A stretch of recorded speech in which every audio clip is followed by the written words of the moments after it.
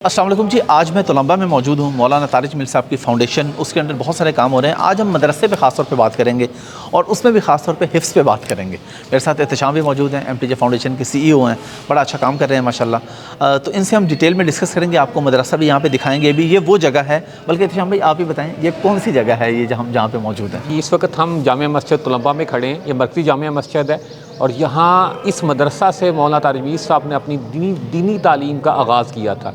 रायविंड जाने से पहले सबसे पहले मौलाना यहाँ एडमिशन लिया था, फिर इसके बाद रायविंड गए थे।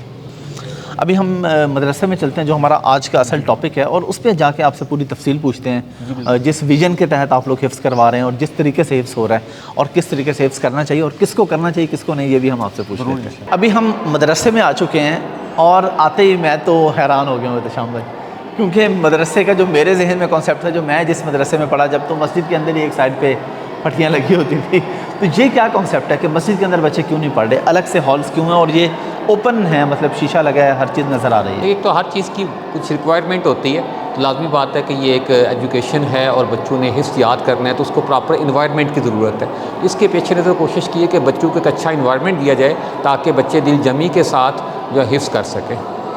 और माशाल्लाह AC भी लगे हुए हैं यहाँ पे और कैमरा भी है। जी बिल्कुल, कैमरे भी हैं। कैमरे जो हैं वो निगरानी के लिए भी बड़ा ज़रूरी है। मौलाना तारिक जमील साहब चाहते थे कि ऐसा मदारिस हिफ्ज़ के होने चाहिए जिसमें बच्चों को मार पटाई बिल्कुल ना हो।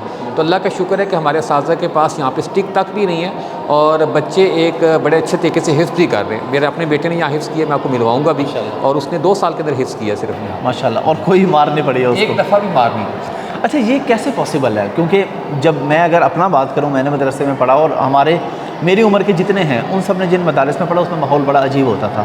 तो कैसे मुमकिन है कि बग़ैर मार के एक बच्चा हिफ्ज़ कर रहा है? इसमें बुनियादी तौर पर हमारी कोशिश होती है कि बच्चे उन्हीं को लिए जो शौक़ से आते हैं, और ये सारे वो बच्चे हैं जो अपने शौक़ से आए हुए हैं। मेरे अपने बेटे ने जब मुझे कहा मैंने हिफ्ज़ करना है, तो मैंने बार बार उसको कहा कि हिफ्ज़ एक मुश्किल काम है और अगर आपने करना है तो आप सोच समझ के करना। तो उसने कहा बाबा मैं करने के लिए तैयार हूँ। तो बच्चे जब आते हैं, हम प्रॉपर जो है उनका एक 3 माह का पीरियड होता है जिसके दौरान हमारी कोशिश होती है कि इस बात को परखें कि आया बच्चे के अंदर हिफ्ज़ की अहलियत है भी कि नहीं है। हर बच्चे के अंदर ज़रूरी नहीं कि हिफ्ज़ करने की अहलियत हो, तो जिस बच्चे के अंदर हिफ्ज़ करने की अहलियत होती है उसी बच्चे को आगे लेकर चलते हैं, और अगर जिसके अंदर अहलियत नहीं है उनके वालिदैन की बुला के काउंसलिंग करते हैं कि इस बच्चे को हम नाज़रा पढ़ा देते हैं, इसके अंदर हिफ्ज़ की अहलियत नहीं है। तो अल्लाह का शुक्र है तकरीबन 90% बच्चे ऐसे होते हैं जिनके अंदर हिफ्ज़ की अहलियत होती है, और हमारे पास जो बच्चा एडमिशन हो जाता है 95% बच्चे हिफ्ज़ पूरा करते हैं माशाल्लाह। अच्छा, थोड़ा सा अगर मैं चाहूँगा इस टॉपिक पे भी आ जाए, जो आपने बात किया वालिदैन को बता देते हैं कि ये हिफ्ज़ नहीं कर सकता, तो बाज़ दफ़ा तो वालिदैन इस बात पे होते हैं कि क्योंकि हमने बच्चे को लाजमी हिफ्ज़ करवाना है, और ज़ाहिर हाफ़िज़ की एक फ़जीलत तो है अहादीस में, जो उसके लिए आखिरत में मतलब दर्जे बढ़ता जाएगा और दर्जे चढ़ता जाएगा और फिर लोगों की सिफारिश करेंगे। वो तो कुछ वालिदैन उस चक्कर में भी होते हैं कि हम बच्चे को करवा लेंगे तो चले हमारे ज़रा अपने मामला आखिरत के सेट हो जाएंगे। देखें, तो हर बंदे का अपना ही मामला है, अपने ही अमल का जवाब दे। लाजमी बात है कि इसकी एक अच्छी ख्वाहिश है, लेकिन उसके अंदर बच्चे के अंदर अहलियत होना भी तो ज़रूरी है ना। तो बच्चों को हम तो काउंसलिंग करते हैं उनके वालिदैन की कि ये बच्चा नहीं कर सकता, आप इसको प्लीज़ ज़बरदस्ती ना करें। तो अल्लाह का शुक्र है कि तकरीबन वालिदैन हमारी बात को मान लेते हैं माशाल्लाह। बाकी ये कि आपने क्वेश्चन किया कि मार के बगैर कैसे मुमकिन है। बुनियादी तौर पर जो मेरी राय है, जो हमारी तजर्बे के बाद बनी, जो एक बुनियादी बात एक सिस्टम की कमी है इदारों के अंदर। बड़ा अच्छा काम हो रहा है, बहुत अच्छा काम हो रहा है, लेकिन इस बात की ज़रूरत है कि इसको मज़ीद मुनज़्ज़म किया जाए। तो हमने कोशिश की है कि मुनज़्ज़म किया जाए सारे सिस्टम को।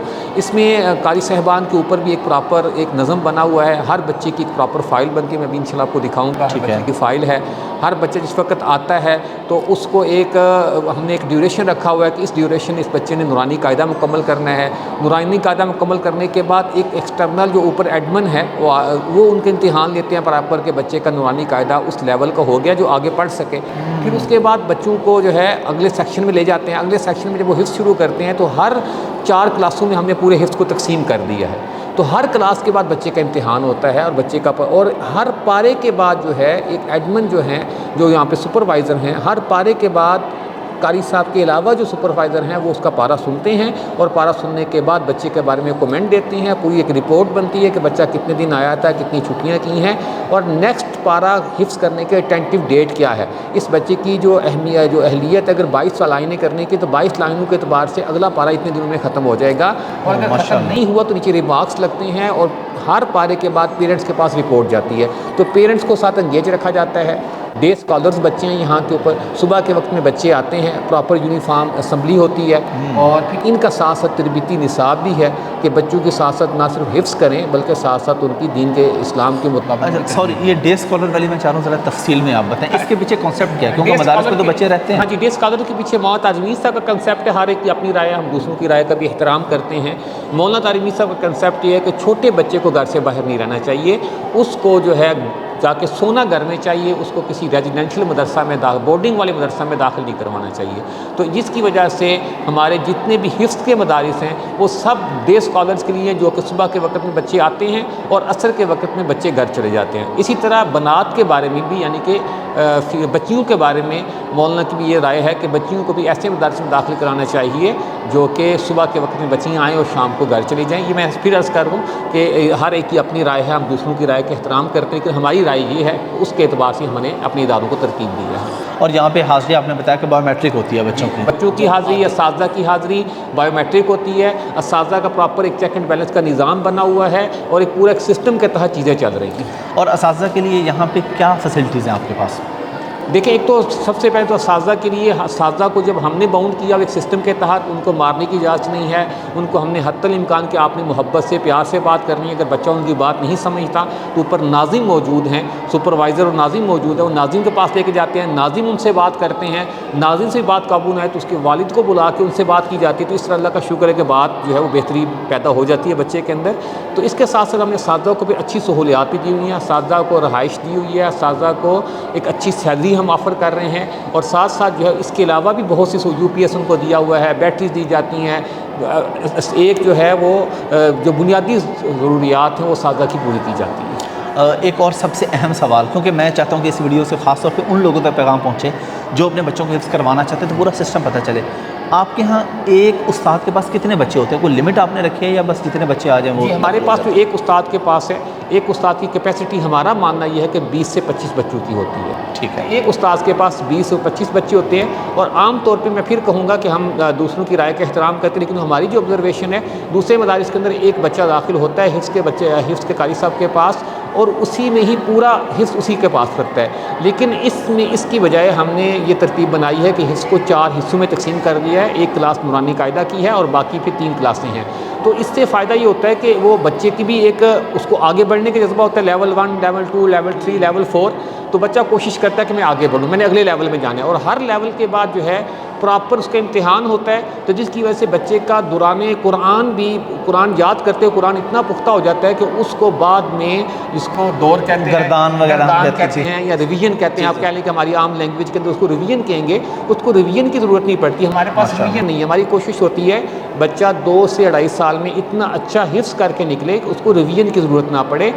कि हमारा मानना ये कि रिवीजन की सोच होती है, आप खुद हाफिज़ हैं, तो वो बच्चे का कुरान पाक दौरान हिफ्ज़ इतना पुख्ता नहीं होता। बच्चा कहता है मैं रिवीजन में यानी गर्दान में पक्का कर लूँगा। अच्छा इत्तेशाम भाई, बहुत शुक्रिया आपका, आपने बड़े अच्छे से गाइड किया। ये ख़ास तौर पे वीडियो उन लोगों के लिए है जो भी अपने बच्चों को हिफ्ज़ करवाना चाह रहे हैं। कुछ भी तो डिटेल में मैं चाहूँगा देखें। एंड पे इत्तेशाम भाई, तरीका क्या है MTJ फाउंडेशन के साथ जुड़ने का? MTJ फाउंडेशन के अंडर जो मदारिस हैं, और बाकी अभी हम ख़ास तौर पे अगर मदारिस की बात करें तो जो लोग मदारिस को डोनेट करना चाहें, रमज़ान का महीना है और एक नेक काम है, नेक मकसद है, तो क्या तरीक़ाकार है? ये फ़र्स्ट ऑफ़ ऑल तो मैं बता देना चाहता हूँ कि अल्लाह का शुक्र है कि MTJ फाउंडेशन बहुत से मैदानों में काम कर रही है। तो उसका एक सेगमेंट है ये मदारिस जो है, तो उसमें हमारा अकाउंट इंशाल्लाह आपको मैं ये स्क्रीन पे चला देंगे। जी बिल्कुल। तो आप रमज़ान का महीना है, आप इस कार खैर में ज़रूर हमारे साथ कंधे से कंधा मिलाइए ताकि जो है हम तालीम को, सेहत को आम कर सकें। और ये ऐसी चीज़ है, ऐसा सिस्टम है कि इसको कोई भी कभी भी आके देख सकता है। इसमें कोई ऐसी पाबंदी नहीं है, कोई ऐसी पाबंदी तो नहीं है ना कि कोई नहीं आ सकता। जब जिस वक्त चाहे आए, हमें देखें, और हम चाहते हैं कि हमें बताया जाए कि हम कैसे बेहतरी कर सकते हैं। तो जो लोग भी जुड़ना चाह रहे हैं MTJ फाउंडेशन के साथ, खास तौर पे ये मदारिस हैं, हेल्थ का है, एजुकेशन का, बहुत सारे प्रोजेक्ट्स हैं, आपके पास स्क्रीन पे नंबर आ रहा है। रमज़ान का मुक़द्दस महीना है, ज़्यादा से ज़्यादा डोनेट करें। सदक़े के फ़ज़ाइल भाई मैं अगर बताने बैठूँ, कोई भी बताने बैठे तो घंटों क्या, हफ़्तों क्या, महीने निकल जाएंगे। आप लोग खुद ही जाके देख लें। उम्र में बरकत होती है, बुरी मौत से बचाता है, इतने सारे फ़ायदे हैं, रिज़्क में बरकत होती है, बेपनाह फ़ायदे हैं। और फिर रमज़ान में हर जो नेकी है उसका अजर कई गुना बढ़ जाता है। तो बढ़ चढ़ के इस कार खैर में हिस्सा लें ताकि आपका भी आखिरत में फ़ायदा हो सके, और जो लोग यहाँ पे तरबियत पा रहे हैं, जिनका काम हो रहा है, ये निकल के मुआशरे के लिए मुफीद शहरी बन सके। Thank you.